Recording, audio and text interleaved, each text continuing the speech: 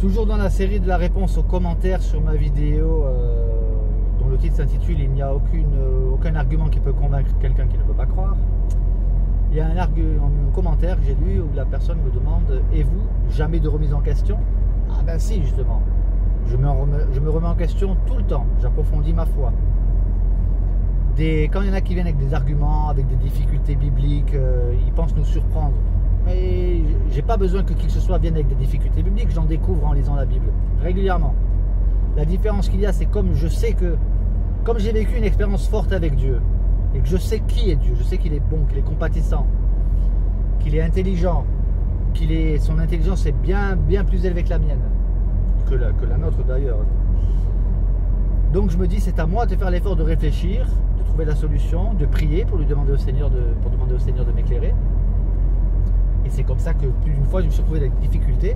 Voyez-vous, il y en a qui lisent la Bible, dès qu'ils voient une difficulté, etc., ils disent ah voilà, regardez, une difficulté, quelque chose c'est impossible, une contradiction, bref. Et alors ils utilisent ça, pour eux c'est un argument qui est suffisant pour en déduire que voilà, la Bible est fausse et que Dieu n'existe pas. Mais non. Je vais vous donner un exemple.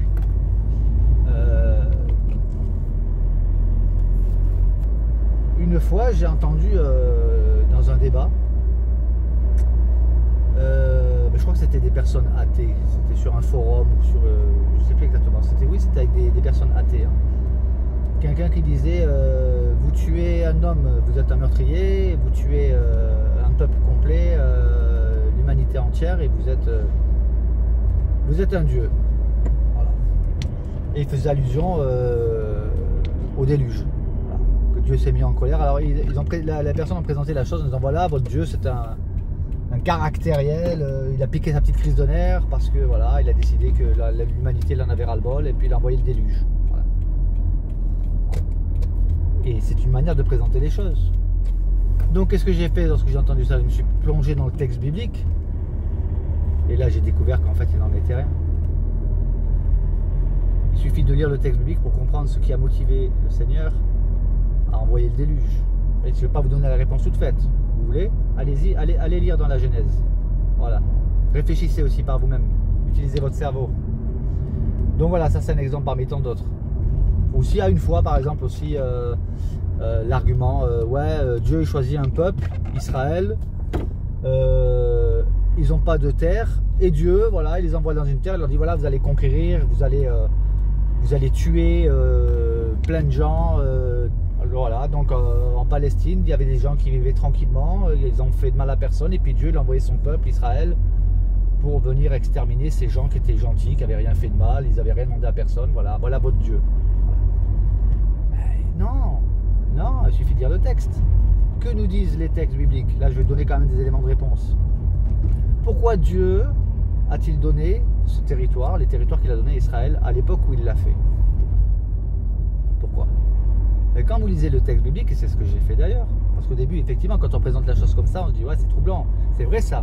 C'est quoi ce Dieu d'amour miséricordieux qui envoie son peuple conquérir des terres qui ne leur appartiennent pas? Ouais. Et quand on lit le texte biblique, on comprend que les endroits, les lieux qui étaient occupés par ces peuples, donc les peuples qui occupaient ces territoires, qui sont devenus ensuite le territoire d'Israël, eh bien, ces peuples-là commettaient des choses complètement abominables. C'était des païens qui, écoutez bien, ils sacrifiaient des enfants à leurs idoles. Et Dieu a dit, je vais juger ce peuple. Et il a envoyé son propre peuple pour juger ces nations. Parce qu'ils commettaient des choses horribles. Donc ce n'étaient pas des gens qui étaient tranquilles, comme certains vous le présentent en disant, ouais, ils n'avaient rien fait de mal, etc. Non. C'était des barbares, des personnes sanguinaires, cruelles. Donc relisez bien les textes bibliques et vous verrez. Voilà. C'est un exemple parmi tant d'autres. Donc remise en question, ben oui, on doit toujours se remettre en question. Toujours chercher à approfondir sa foi, à comprendre. Il y a des tas de choses que je ne comprends pas encore aujourd'hui, mais ce que je ne comprends pas aujourd'hui, je le comprendrai demain. J'ai aucun problème avec ça. Donc pour répondre à ce commentaire, oui, des remises en question, eh bien, je me remets régulièrement en question. Je creuse, je réfléchis, je médite, j'étudie. C'est ce que chacun devrait faire. Voilà, je passe au commentaire suivant.